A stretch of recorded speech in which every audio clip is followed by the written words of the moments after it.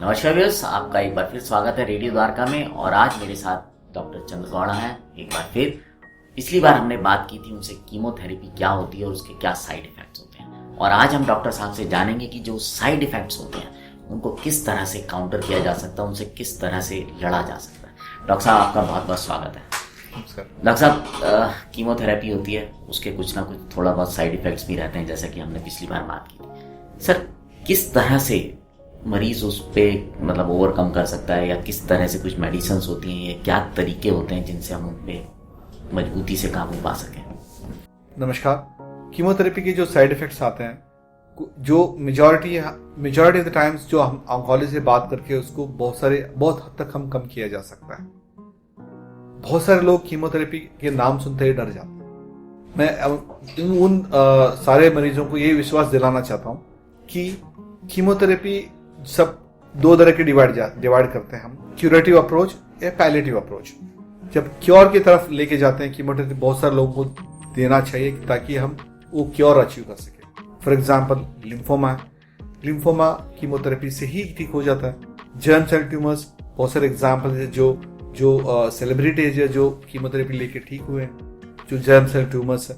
सो यहाँ पे chemotherapy mandatory है, तो हमें साइड इफेक्ट से बहुत अच्छे से जानकार करके उसको हम काउंटरैक्ट करना जरूरी है, रादर देन उससे डरने से। कभी कभार हमने ये देखा है कि जो अर्ली स्टेज बीमारी है, साइड इफेक्ट से डरते हुए आगे जाके जो एडवांस स्टेज बने, तब हम बताते हैं कि वहां तब हमारा क्यूरेटिव अप्रोच तो पैलेशन हो गया।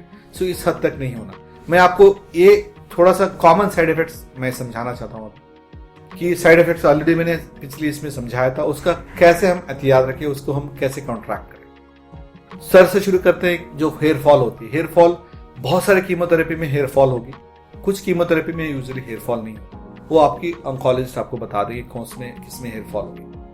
आजकल एक पैक्समैन कूलिंग कैप आती है, कुछ हद तक अराउंड 40% लोगों में हम हेयर फॉल को प्रिवेंट कर सकते हैं कुछ कीमोथेरेपियों में। सो वो आप डिस्कस कर सकते हैं अपने ऑन्कोलॉजिस्ट से। सो अदरवाइज हेयर फॉल जब जिनको होता है, डोंट वरी, ये वापस 100% वापस आएंगे। That's one thing. सेकंड, जो मुंह में छाले जब भी होता है तो मोस्ट कॉमनली जो ऑन्कोलॉजिस्ट बताते हैं, मुंह खुला करना, जो माउथ वॉश करना रेगुलरली, हर बार खाने के बाद मुंह खुला करना चाहिए, बहुत जरूरी है। कुछ पेशेंट्स को हम एडवाइस करते हैं कि जो आइस क्यूब्स, जैसे भी आप अगर नॉन डायबिटिक और डायबिटिक के हिसाब से आपको अपना आइस क्यूब्स बनाना, जो नॉर्मल आइस क्यूब्स मुंह में घुमा के अंदर ले सकते हैं ताकि वो ठंडक रहे और अल्सर्स ना बने। ये सिंपल मेजर है, घरेलू मेजर है, इससे अल्सर्स कम हो जाता है, कार्बन तो कम हो जाता है। तीसरी चीज जो आती है नोजिया के लिए बहुत सारे अच्छे मेडिकेशन आ गए लास्ट 5 to 10 ईयर्स में, तो जिसकी वजह से ये जो साइड इफेक्ट है बहुत कम हो गया पहले के मुकाबले से। सो कीमो के दौरान हम पहले इंजेक्शन दे देंगे, कीमो के बाद भी टैबलेट्स देंगे ताकि ये नोजिया और वोमिटिंग कम हो जाए। सो ये आ गई जो नोजिया वोमिटिंग। तीसरी नेक्स्ट जो आती है लूज मोशंस। सो जो लूज मोशंस और पेट की एटन, ये भी अगर छोटी सी घरेलू मेजर्स के हिसाब से बहुत ही कम हो जाती है। जो दही है घर में जो देते हैं, तो दही 1 कप दही सुबह शाम ये लेने से, तो और उसमें मैं कभी कभार इसक बोलता हूँ, इसक बोल डाल के 1 चम्मच डाल के उसको सुबह शाम ले लो। इससे पेट के एटर्न लूज मोशंस बहुत लोगों में कम होता है। लेकिन इससे पहले आपको ऑन्कोलॉजिस्ट से पूछे क्या ये आप मेरे लिए सेफ है, देन उसके हिसाब से आपको फॉलो करना होगा ये एडवाइस। नेक्स्ट आता है कि टीएलसी, जो हमारी ब्लड कण है। सो उसमें जो टीएलसी बहुत सारे, ऑलमोस्ट हमने कीमोथेरेपी डिवाइड करते हैं कि हाई रिस्क जो होते हैं कीमोथेरेपी, जिनमें मोर देन 20% चांस होता है कि ये टीएलसी कम हो जाए। उसके लिए आपको डॉक्टर साहब, जो ट्रीटिंग डॉक्टर है, आपको कि एक इंजेक्शन बताते हैं जो फिलग्रास्टिम, एपेक फिलग्रास्टिम करके। इसको यूजुअली जो कीमोथेरेपी के 24 घंटे के बाद या 72 घंटे से पहले शुरू करते हैं। अगर छोटी इंजेक्शन देंगे तो कम से कम 3-4 या कभी कभार अप टू 7 इंजेक्शन, कुछ लोगों में हम 10 इंजेक्शन भी देते हैं रोज। एक स्किन के नीचे लगाते हैं जो इंसुलिन की टीके की तरह लगता है, जैसे हमारी नाभि है, नाभि के आसपास लगती है, शोल्डर में लगाते हैं। तो ये आपको ऑन्कोलॉजिस्ट सारे बता देंगे। या एक इंजेक्शन आती है पेक्फिल्ग्रास्टिन। सो ये लगाने से बहुत सारे लोगों का जो टीएलसी है जो कम होना, उसको इससे प्रिवेंट हो जाता है, क्योंकि ये टीएलसी को बढ़ा देता है।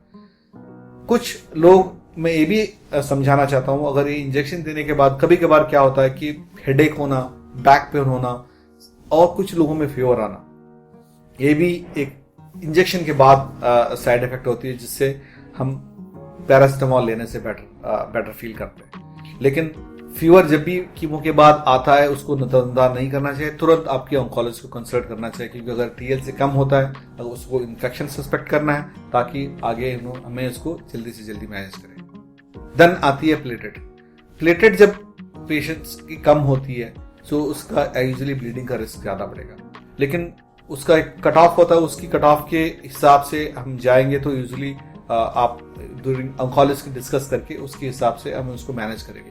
कुछ इंजेक्शन भी आते हैं प्लेटेट कम ना होने के लिए, उस इंजेक्शन को भी हम कीमो के साथ आजकल दे सकते हैं। जहां तक आती है स्किन टॉक्सिसिटी के बारे में, कभी कभार नेल में इन्फेक्शन आती है, कभी कभार सब डॉक्टर साहब मेरे में ये थोड़ा सा नेल में थोड़ा सा स्वेलिंग आ रही है, बहुत ज्यादा दर्द हो रहा है, तो कुछ कीमोथेरेपी जैसे टैक्सेंस बोलते हैं उसकी वजह से ये दिक्कतें आ सकती है। उसका अगेन सिंपल सी मेजर है, जो बिटाडिन सोल्यूशन है उसमें थोड़ा सा हाथ और उंगलियां थोड़ा सा डिप करके सुबह शाम अराउंड 2 मिनट्स के लिए, इससे ये बहुत हद तक ये कॉम्प्लिकेशन कम किया जा सकता है। जहां तक नेल कलर है जो ब्लैक होना, उसको हम अवॉइड नहीं कर सकते। डाउन द लाइन जब कीमोथेरेपी खत्म हो जाएगी, चाहे नया नेल आ जाएगा, ये कॉम्प्लिकेशन भी ठीक हो जाएगा। सो मोटे तौर पे यही मेजर साइड इफेक्ट्स है। जो माइनर कुछ chemotherapy related minor side effects होंगे वो आपको ऑन्कोलॉजिस्ट से बैठ के समझाना। व्यूअर्स, आपने सुना डॉक्टर साहब ने बहुत सारी चीज़ें बताई जिनसे हम उनको काउंटर कर सकते हैं, और साथ ही साथ उन्होंने ये भी बोला कि बहुत सारी चीज़ों में आपको डॉक्टर से सलाह लेकर ही चीज़ें करनी है। ये बात विशेष तौर पर ध्यान रखिएगा। डॉक्टर साहब, खाने की जिक्र आ रहा था बीच में, ऐसा भी होता है क्या कि कीमोथेरेपी जब होती है तो उसके बाद आदमी के खाने की इच्छा भी कम हो जाती है, या उसको क्या चीज़ें खानी चाहिए जो उसके पूरे प्रोसेस को जो कीमोथेरेपी का है उससे बाहर ठीक होने में हेल्प करें? अगेन बहुत ही इंपॉर्टेंट सवाल जो आमतौर पे बहुत सारे मरीज पूछे जाता है, और ये भी पूछा जाता है कि मुझे हमारे डाइटिशियन से एडवाइस दो। सो मोटे तौर पे अगर पेशेंट्स को हम डिवाइड करें, अंडरलाइंग बहुत सारे लोगों को बीमारियां होंगी, जैसे शुगर हो या हार्ट की बीमारी हो, तो मैं इनको ये बोलता हूँ रिस्ट्रिक्शन आपकी उस हिसाब से होगी। यूजुअली कैंसर के हिसाब से मेजॉरिटी ज्यादा डाइटरी रिस्ट्रिक्शंस नहीं है। सो मैं ये देता हूँ कि साफ सुथरा खाना ले और घर की बनाया हुआ खाना, क्योंकि जब हम कीमोथेरेपी देते हैं थोड़ा सा इम्यूनिटी कम होती है, तो आपको क्लीन और घर की बनाया हुआ खाना खाएंगे तो जो इन्फेक्शन होने के डर कम होगा। सो फ्रेश खाना, घर में पकाया हुआ खाना बहुत जरूरी है, ये इम्पॉर्टेंट है। और यूजुअली हम जो नॉन वेजिटेरियंस को बोलते हैं, एग ले सकते हैं, चिकन ले सकते हैं, फिश ले सकते हैं। यूजुअली रेड मीट हम अवॉइड करने के लिए बोलते हैं because of the risk that it carry. So हम यूजुअली रेड मीट अवॉइड करने के लिए बोलते हैं। एंड नेक्स्ट थिंग इज कि वेरी अहम सवाल कि क्या मैं फ्रूट को बॉईल करके खाऊं? नहीं, बिल्कुल। देयर आर इनफ स्टडीज, बहुत सारे स्टडीज भी हुए इसके बारे में। तो आप कच्चा फ्रूट्स ले सकते हैं, अगर आप डायबिटिक नहीं हो सारे फ्रूट्स ले सकते हैं, वॉश करके आप उसको फ्रेश खा सकते हैं। बहुत सारे मरीज ये बोलते हैं कि मुझे कीमोथेरेपी के दौरान फ्रूट्स अच्छे लगते हैं, आप बिल्कुल फ्रूट्स ले सकते हैं, इसमें वॉश करके फ्रेश लेके आप रोज खा सकते हैं। बहुत बहुत धन्यवाद डॉक्टर साहब, आपने बहुत ही अच्छे तरीके से बताया, और साथ में ये भी बताया कि अगर फ्रूट्स धो के खाएं और अगर डायबिटिक हैं तो उसी हिसाब से लें। सो व्यूअर्स, आपने सुना ये बात को।